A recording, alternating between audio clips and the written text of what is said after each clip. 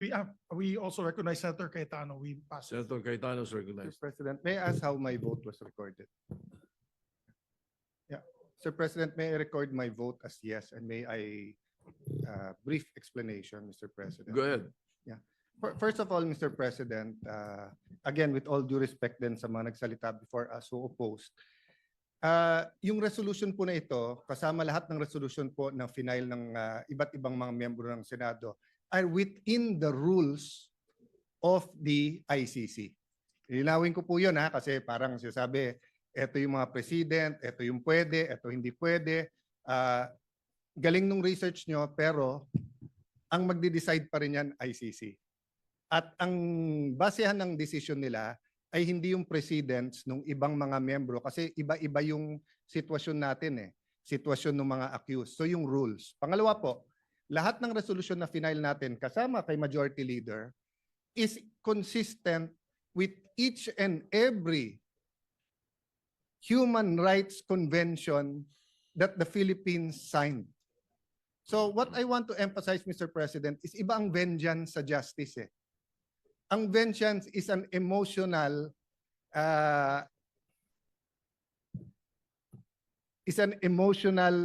impulse of someone who is a victim of injustice. In Tagalog, gusto niyang gantihan.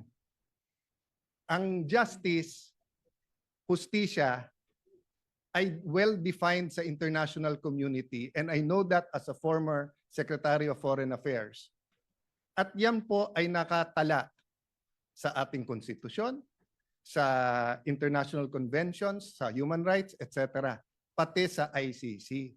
At pag ikaw ay hinuhusgahan pa lang o ikaw ay kinakasuhan pa lang, in fact, na-postpone yung yung confirmation of charges kasi tinitignan pa nga kung maiintindihan ng akusado yung i-accuse sa kanya.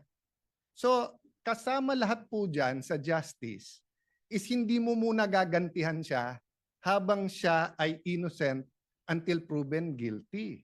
Tignan niyo halimbawa si dating Senador Leila de Lima. Wag na yung ibang mga senador, di ba? Grabe din po ang akusasyon sa kanya, droga. Pero pumayag po lahat. Pati po ang pinakagalit sa kanya na out of humanitarian, meron siyang detention facility sa Camp Crame, no? At meron siyang cellphone at nakakapag-function pa rin siya dito. So lastly, Mr. President, I will not argue anymore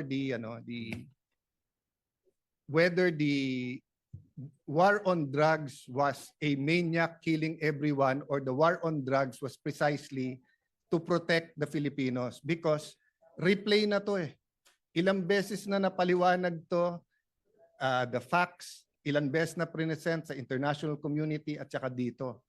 Just one point, Mr. President. Nung tinignan natin yung dami na namatay nung Aquino administration, ay sing dami nung namatay nung first 2 years nung Duterte administration.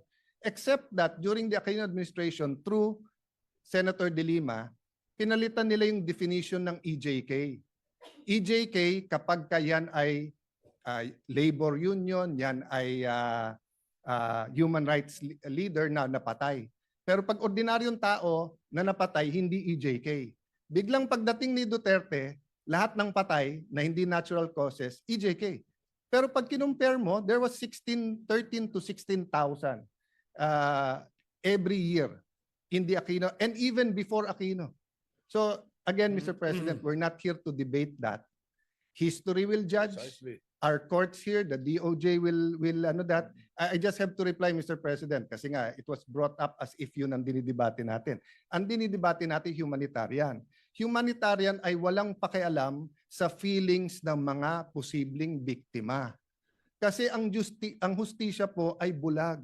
Ay nakatakip po yung mata para nga walang makita, no? So even if I was a victim of a crime here, no, at masakit na makita kong magpiyansa or may house arrest yung inaakusahan ko.